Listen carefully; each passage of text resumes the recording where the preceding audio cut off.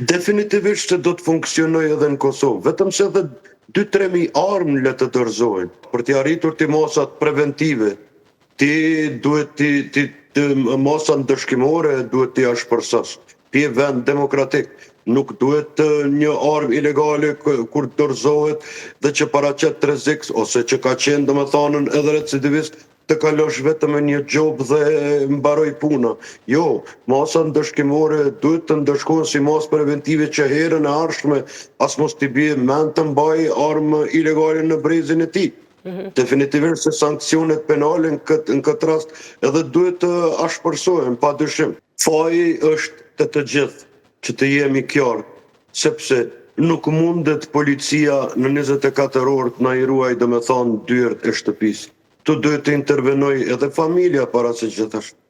Baba, nëna, vllau, motra, duhet të di... Ka dhe faktor të tjerë social, ekonomik, që mund të quajnë deri këto, a ndërlidhen, a lidhen edhe këto me këto rase? Pa dyshim, pa as një pik dyshimi, pyetje shumë e drejtë, sepse motivet po janë të ndryshme. Në një anë ti po ke vrasje për prunë, shih rastin në Bokshish, ku vllau e vëret vlaun. Në anën tjetër ke probleme shumë të financiare, socioekonomike, fajdet ndryshme që po i shohim televizionet tona. Pra, motivet janë të ndryshme dhe gjitha këto vrasje po vijnë se po bëhen shkaktar që të shkaktohet shqetësim të qytetarëve të Republikës Kosovës. Kush i ndal këto? Këto i ndal shteti dhe sistemi i saj. Si e ndal? Aktivizoje policinë e lagjës, aktivizoje edhe qytetarin. Nuk duhet të jetë qytetari pasiv, nuk duhet të mos flas qytetari kur është në pyetje krimi, sepse ai kur nuk e din kur do ta shpëtoj një jetë. Dhe pra, këtu janë shumë faktorë, por në aspektin kriminalistik, vrasja mbetet vrasje. Jeta nuk kthehet kur. Tash pepi 12 qershorit 1991. Deri më 25 mars 2026. Sa vrasje kanë ndodhur në Republikën e Kosovës? Sa familje janë të lënduara? Që nga viktima, por edhe nga familjet e të dyshuarve. Ata, sipas traditave, janë në hasmëri ose mund të jenë në hasmëri. Sa të ngarkuara po i bëjnë edhe institucionet tona. Andaj, unë mendoj që çelësi i dytë, ose hapi i dytë, në pyetjen tënde, është amnistia e nderuar. Amnistia është domosdoshme.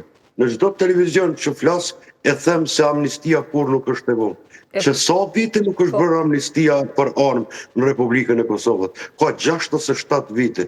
Pse mos të provohet amnistia e përkohshme në Kosovë, duke mos pasur asnjë pasojë juridike ai që e dorëzon armën, sepse vetë fakti që quhet amnisti dorëzoje bile shtetet e perëndimore, shembulli i Londrës.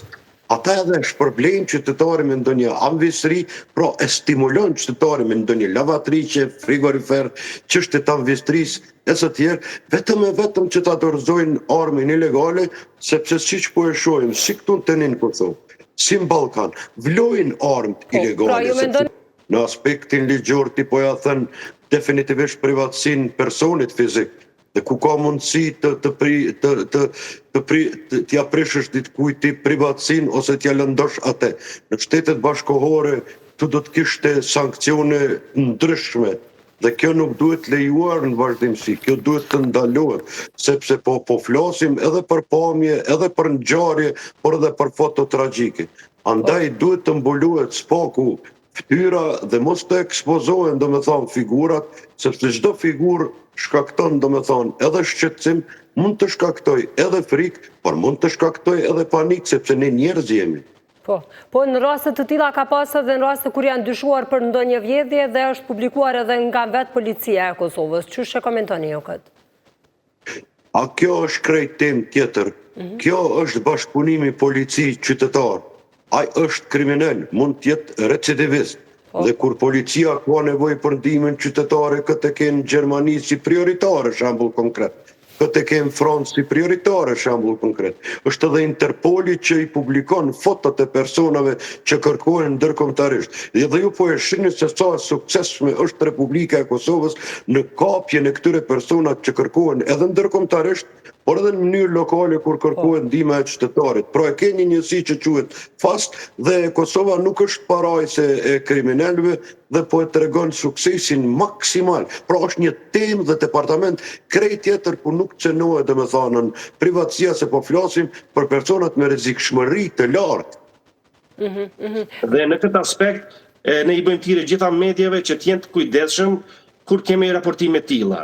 Për shkak se ashtu siç kemi thënë që mbrojtja e dhënave personale është edhe obligim ligjor, mirë po në këtë rast më shumë është edhe obligim moral që ne të respektojmë dhimbjen e një familjarit i cili ka humbur jetën tragjikisht në një situatë caktuar. Patjetër, por shumë media këtë e vën ndoshta mbrapa edhe përpara i vën klikimet dhe pastaj ngutet edhe publikojnë gjëra të cilat edhe nuk duhet të shpeshherë edhe të pakonfirmuara.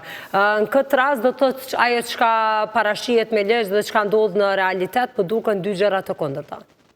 Në rastet të fundit që ishin tragjike këtë javë dhe javën e kaluar, 6 vrasje, kjo është për një vend kaq të vogël tragjike edhe rënd, nga se ne nuk figurojmë shumë lartë në ato statistikat europiane, por fatkeqësisht këto tregojnë që po hyjmë një vit mjaft të breshtë të aspektit sigurisë.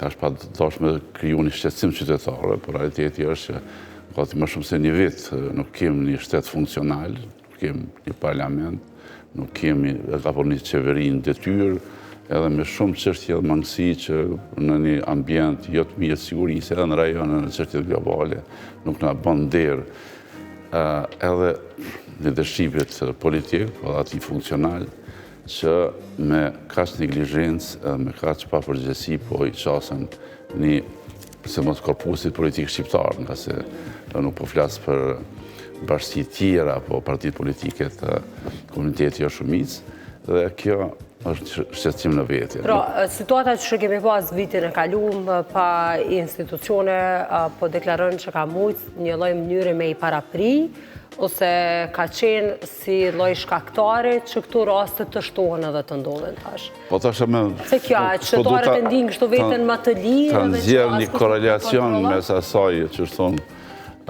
shkaku pasoja, por realiteti është që edhe mos funksionimi i sistemit ka një pasojë në vete, bardh. Ne kemi një qytetar shumë të përgjegjshëm, por një lidership politik totalisht pa përgjegjshëm. Vetëm shqyqon luftën për shtet, jo për shtet edhe një situatë çfarë të bresh sigurisë. Edhe mendoj që edhe këto raste kanë një ndërlidhshmëri, s'mund të them, se mos funksionimi i parlamentit ka pasoja të mëdha. Jo vetëm në miratin buzhetit, apo miratin marrëveshje ndërkombëtare, të ligjeve, dhe gjitha andej, dhe mbikëqyrjes përgjithsisht ekzekutivit edhe gjyqësorit, por ka edhe për te asaj. Nga se në mbikëqyr sistemin e sigurisë, përgjithsisht janë komisionet parlamentare të sigurisë, që ato nuk janë funksionale që so kohë, nga se që në kriju fare, asë legislaturën e kaluar, asë tashmën që veç po kalan. Edhe na po imi situatë jam mjaft të rëndë, kur po bëhemi them ad hoc edhe antarët të bordit sigurisë, pra me ftesën e presidentit Trump për Gaza, mandej po hyjmë edhe një qasje jashtëzakonisht të ndijshme të transformimit të FSK-s, i cili përfundon vitin 2028, me gjitha ato ftesat edhe avantazhet që bën në sektorin e sigurisë, edhe prapë them rendin, qetësinë dhe sigurinë publike përmban ndërgjegjja e qytetarit, jo shumë aspekti politik. Rastet të tilla që kanë ndodhur e prishin imazhin e Kosovës edhe në anën politike edhe në anën tjetër sa i përket imazhit të Kosovës në fakt në botë. Qysh paraqitemi në botë? Se ne po marrim pjesë në politikinë e paqes dhe sigurisë, gjëra të tilla jemi, kemi qenë prezant, ndoshta kemi diskutuar, ndoshta kemi dalë edhe të 16 diku për si vendi më i lumtur në botë, për në anën tjetër po shohim edhe krejt diçka tjetër në realitet, në fakt, në vepra. Po do të thotë si po jetojmë në ëndra, a? Po.